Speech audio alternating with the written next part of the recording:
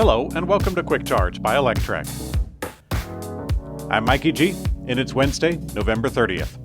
Tesla is planning a massive ramp-up in Model Y production output from Giga Texas in the first quarter of 23.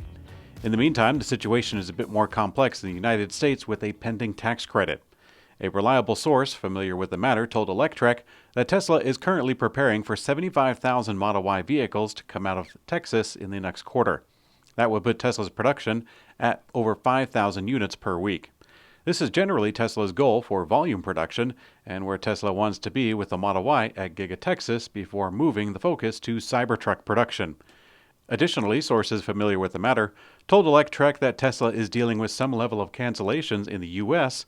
due to long wait times leading to customer situations changing between the time that they place the order and the time of actual delivery. Tesla is also dealing with some customers looking to push their deliveries into next year to take advantage of the upcoming new EV tax credit. Tesla may be sitting on a lot of inventory until the new year when, assuredly, it'll be gangbusters. Tesla has secured a large fleet order from the California Department of Transportation called Caltrans, which is trying to electrify their entire vehicle fleet. Government agencies have been criticized at times for buying Teslas because they're considered luxury vehicles, but the purchase was approved by the Department of General Services, and the agency argued that it offers the best value for taxpayers than any other all-electric vehicle. The agency told Drive Tesla Canada that it placed an order for 399 Tesla Model 3s. It turns out they already took delivery of 236 of them. As of late, Tesla has also received larger orders from companies like Hertz and Autonomy. We reported that Tesla filed its end-of-quarter delivery slots with some of these fleet deliveries during the last quarter, and hopefully they have more to go during the last quarter of the year. Tesla is losing Anders Bell, the Senior Director of Engineering in charge of vehicle interior, who will return to Volvo. He was a big hire for Tesla back in 2016 when they weren't as well established, but things have changed for Tesla since then. Bell took over Tesla's engineering team in charge of the interiors, which is based in California. He stayed at the role until last year when he was promoted to Senior Director of Vehicle Engineering for Europe, based in Berlin. But now, The Independent is reporting that Bell is returning to Volvo. Interestingly, in his absence from Volvo, the Swedish automaker has been sort of following Tesla's direction in interior design. The interior of their recently unveiled Volvo EX90 electric SUV is very reminiscent of Tesla's Model S and X interior, at least before the refresh. Tesla has started selling its charging stations at Best Buy in the U.S., trying to make the charging connector the new North American standard. Earlier this month, Tesla surprised many by announcing that it opened up its EV charge connector with the aim of making it the standard. The automaker is actually challenging the J1772/CCS combo connector, which is very, very big and has been adopted by virtually all other automakers selling in the U.S. or North America. The Tesla connector is objectively superior, but that's not the only thing necessary for mass adoption. Public acceptance is another major factor, and the move to sell at Best Buy is certainly inching towards that end. The prices are actually the same as Tesla's website, $550 for the station with the J1772 connector, and $400 for the station with the Tesla connector. Maybe you can get some Best Buy points or something, but this shows that Tesla is not concerned with controlling distribution of the product. The upcoming refresh of the Mercedes-Benz eSprinter electric van has been tested with impressive results on both range and efficiency. Perhaps electric van life is coming faster than we think. The test was conducted by TuneIn. I think that's how you pronounce it. It's TUV with little dots over the U and SUD with little dots over the U. It rhymes, I'm sure. Anyways, it's an independent testing agency on a real-world route that they did through the mountains of southern Germany from Stuttgart to Munich and back again. The eSprinter traveled 475 kilometers with an additional 20 kilometers left on the battery at the end of the trip. For us Americans, that winds up being 2,360 furlongs with 3,300 Mark Twains left over. In either case, the van used about 2.8 kilowatt hours per mile, which is a very good milestone for such a tall van. The current eSprinter is rated at 1.6 miles per kilowatt hour, and this test showed that the 2024 model is almost 50% increasing in efficiency. Ford has announced that they have produced the 150,000th Mach-E. To keep the ball rolling, Ford is picking up its Mach-E production pace and is now aiming for an annual production rate of 270,000 as part of the strategy to reach 600,000 EVs as a run rate by the end of 2023. Sales data in the USA shows that Ford is in a distant second place in EV sales behind Tesla, and it's largely due to the Mach-E. Here are some interesting facts about the Mach-E, by the way. Over 73% of Mustang Mach-E customers are new to the Ford brand, with nearly all of them from gas-powered vehicles, which totally makes sense. 30% of Mach-E customers in the US are millennials, while almost half in China are ages 27 to 37. GM has spilled a couple of beans on the upcoming electric Corvette, and they are very strange beans indeed.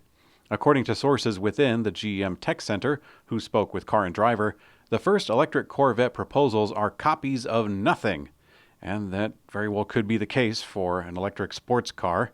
The first two styles from Corvette will include a four-door coupe and a crossover.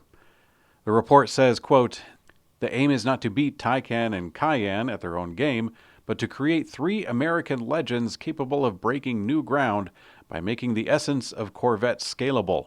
To do so, that essence must at all times be in a state of progressive flux."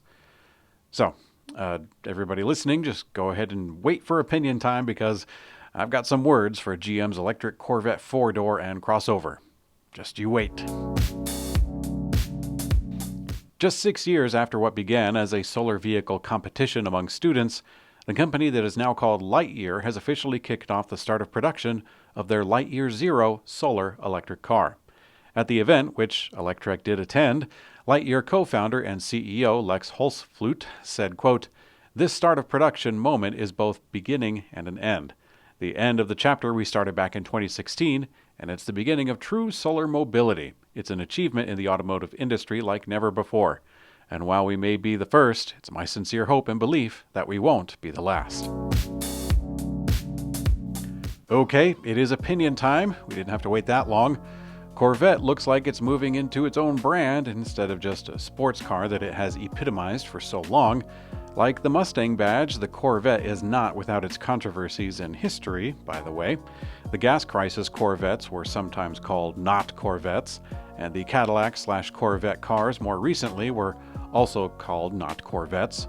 In today's market, any upcoming electric brand, both small and large, is pretty much obligated to enter the market with a crossover, and it's the highest selling segment by far. Of course, there are outliers, but you know what I mean. Nevertheless, the news that Corvette is making a utility vehicle and a sedan, it's very jarring, even for myself, and I do electric vehicle news every day. I guess this goes to show you that the electric transition is far more volatile and morphing than many of us had anticipated. The move for Corvette could be seen as desperate, maybe opportunistic. At the very least, the established norms and institutions that the car industry has followed for generations, they're eroding in many ways. And to me, that is crystal clear with the Corvette. In today's community comment found on YouTube, many of you complimented my use of sign language at the end of yesterday's installment. If you're curious, both my wife and my daughter were born hard of hearing, and my sign language use is primarily centered at home. If you use two languages at home, then you already realize that the situation is actually very far from a complete path to fluency. In reality, my skills are at the conversational level and not a whole lot past that. I got my start learning sign language before meeting my wife, as I was attracted to the simplicity of expression and the directness of conveying meaning through movement. Let me teach you a few of my favorite signs. A lot of people like the sign for sea turtle. That's actually a pretty funny one, very illustrative. In American Sign Language, the sign for shrimp, like the creature or the food, is done like this. I actually much prefer the Chinese Sign Language for shrimp, and they do it this way. And yes, there are different sign languages across the world. The idea that all deaf people can establish a global language while being separated by borders, distance, and reading differences, it's actually quite silly when you think about it.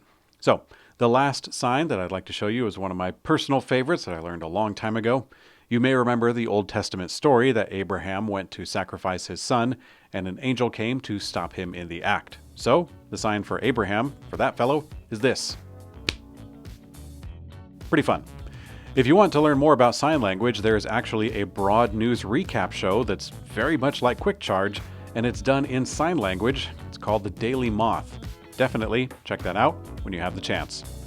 Thanks for watching Quick Charge by Electrek. I'm Mikey G, and I hope you have a great day.